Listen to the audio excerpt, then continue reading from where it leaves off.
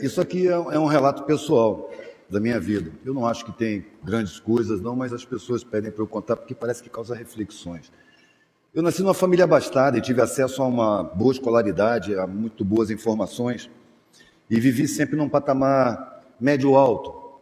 Mas uma coisa sempre me incomodou, a existência da miséria, das periferias.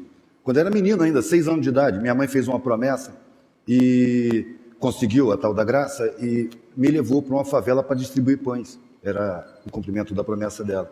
E eu fiquei estarrecido. Eu vi crianças da minha idade vivendo em situações que eu não imaginava.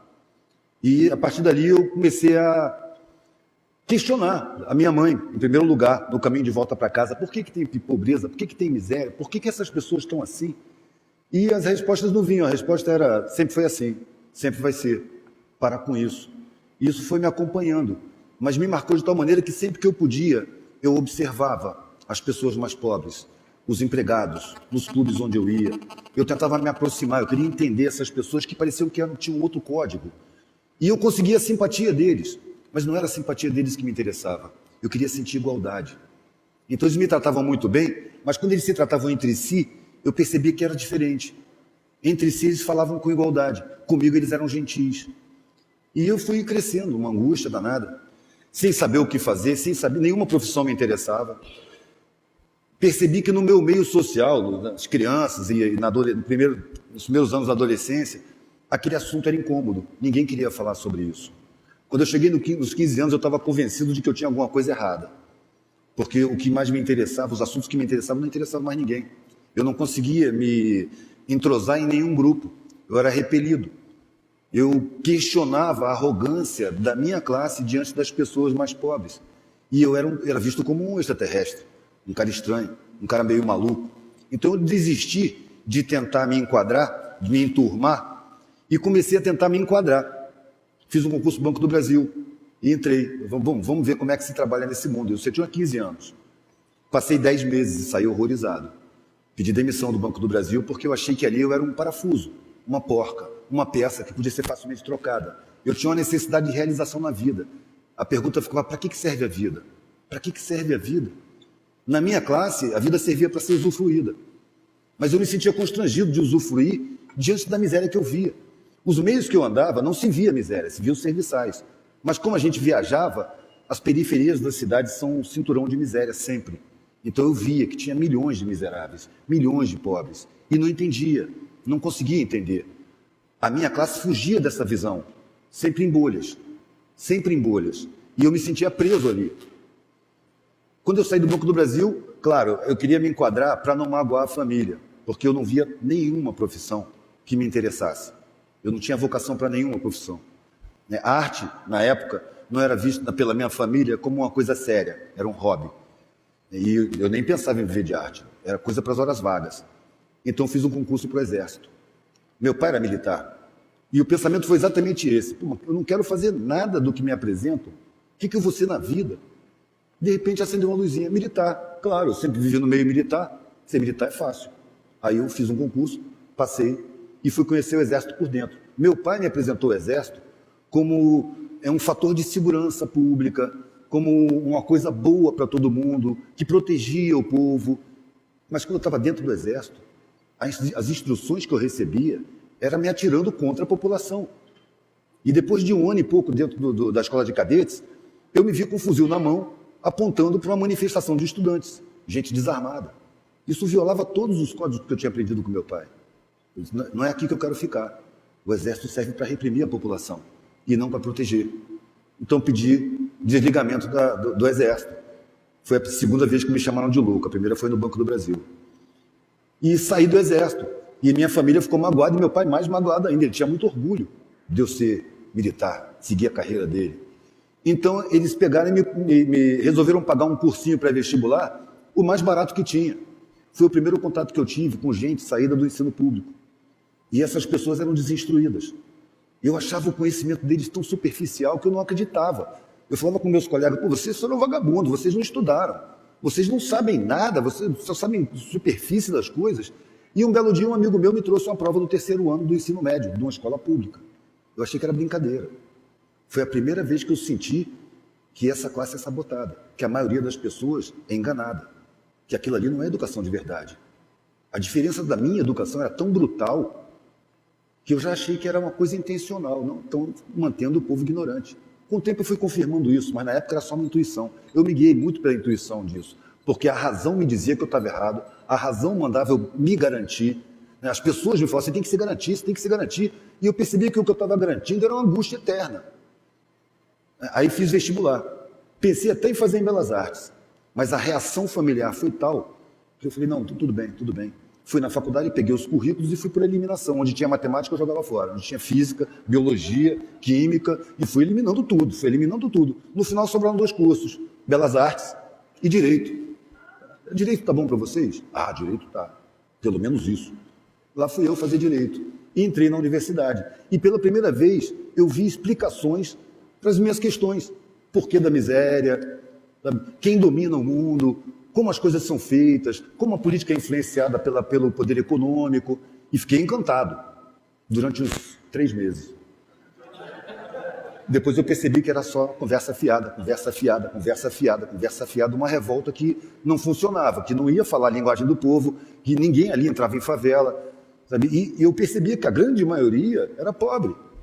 Então tem que chamar os pobres para a luta. Mas os pobres estão aí, desinstruídos e narcotizados por uma mídia criminosa que planta valores, usando psicologia do inconsciente. De repente eu percebi que os pobres se sentiam culpados pela própria pobreza. Gente que é sabotada desde antes de nascer, que o mundo já recebe mal quando vem. Mas eles se sentem culpados pela própria pobreza. Quando numa novela, o pobre que é legal chega no fim da novela e enriquece, você vê a riqueza como um prêmio. O rico safado, durante a novela inteira, no fim da novela, ele cai na miséria, está plantando a miséria como castigo. Então a miséria hoje é considerada um castigo da incompetência. Não é um planejamento social. De repente eu larguei a universidade, falei, não quero mais aqui não, eu não quero ser advogado mesmo. Vou largar, não quero ser doutor, eu vou fazer a experiência de não ter nada. Eu queria ver o mundo do outro lado. E foi isso que eu fiz. Quando eu cheguei em casa, com meus documentos, pedi desligamento na universidade primeiro, peguei os documentos e entreguei para o meu pai como se fosse um pagamento de uma dívida. Olha, você me deu a melhor escola, me deu as melhores condições e você sempre me cobrou que eu entrasse na universidade. Eu não vou terminar, mas não é porque eu não pude, é porque eu não quero. Eu quero fazer a experiência de não ter nada. Aí ele facilitou o processo para mim, falou, se você sair por essa porta, você não é mais filho, você não faz parte da família. Pode esquecer que a gente existe. Na hora foi um choque. Anos depois eu percebi que isso foi uma grande vantagem, porque eu saí sozinho, desprovido de família, e pude formar famílias em todos os lugares que eu ia. Nos primeiros tempos, eu fui sem profissão, sem nada, eu vou não ter nada mesmo, quero ser mendigo, e batia nas portas e pedia comida. Na minha ingenuidade, eu pedia comida onde estava sobrando, então eu vou nos bairros mais abastados. Mas ali, as pessoas me davam o resto. Já teve o caso de eu sair da casa, sentar na calçada, começar a comer e chegar um carro de polícia. O cara que me deu comida chamou a polícia. Aí eu falei, não quero mais ficar nesses bairros, não. E comecei a ir mais para as periferias, nas favelas, nos puteiros, em posto, beira de estrada, porque eu não ficava numa cidade só, eu andava de carona. E sempre conversando. E tratando com as pessoas mais pobres, na ilusão universitária de instruí-los, eu ficava falando. Um belo dia, no meio da Amazônia, eu estava conversando com um grupo de garimpeiros e eu percebi que eles estavam rindo da minha cara, porque eu não estava entendendo nada do que eu estava falando. Eu estava falando um monte de palavras acadêmicas. E o povo não fala essa língua, isso é academês. Aí eu aprendi, de repente deu uma luz. Poxa, eu tenho 2 orelhas, 2 olhos e uma boca. Parei de falar e comecei a ouvir. E comecei a perceber o código de comunicação dessas pessoas. Comecei a ver que eles têm outro código de comunicação. O que me levou até ali? A não aceitação do mundo como me apresentam. Me apresentaram um mundo onde eu ia ter que competir com todo mundo.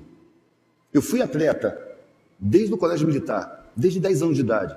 Ganhava um monte de coisa. No exército eu ganhei troféu de corrida, e fazia ciclismo, ganhava também. Mas quando eu fui chegando mais velho, mais novo você não percebe, mas mais velho assim, 18 anos, eu comecei a perceber a tristeza dos derrotados. Aí perdeu o gosto da competição. Eu não quero produzir esse sentimento. Eu não quero mais competir.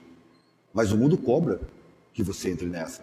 Quando eu falei com o meu tenente no exército que eu não quero mais competir, eu comecei a ser perseguido. Porque eu era medalhista. O mundo estava me cobrando. Quando eu estava na universidade e falei, não quero mais competir, a família me puniu com afastamento. E quando eu fui para o meio da periferia, eu percebi que a competição é uma grande falcatrua. Nós não estamos nos preparando para viver numa sociedade harmônica. Quando eu era moleque, eu achava que a pessoa era médica, o cara escolhia a profissão da medicina para diminuir o sofrimento das pessoas que sofrem. E hoje eu vejo que não. Faz medicina para ganhar dinheiro, para ganhar status. O cara fala, não vou para um lugar onde não tem médico, porque não tem estrutura lá. Ué, mas é exatamente porque não tem estrutura que precisa de médico lá, está cheio de gente. Essa mentalidade empresarial foi implantada na sociedade. Eu acho que a miséria é uma coisa planejada, e eu não vou participar disso. A minha resposta com meu pai, eu conversei 4 horas com ele, antes da última saída com a mochilinha nas costas, já resolvido. E ele dizia, para onde você vai? Eu falei, não sei. Mas o que você vai fazer? Eu falei, não sei. Mas do que você vai viver? Eu falei, não sei. Mas se você ficar doente, você quebrar uma perna, eu só vou pensar nisso se acontecer. O meu medo é viver uma vida sem sentido. Um fator determinante nesses momentos foi o encontro que eu tive com um senhor de quase 90 anos no meu prédio, que nunca tinha falado comigo além de oi. Ele estava sentado na saída do prédio e de repente eu estava saindo e ele me chamou para conversar. Essas coisas são uns acasos entre aspas, né? Ele falou assim, olha, eu fiz tudo o que me disseram para fazer. Eu sou um cara bem sucedido na vida. Eu estudei comércio exterior. Eu tenho empresa de importação e exportação. Eu ganho um dinheirão. Eu sou um vitorioso.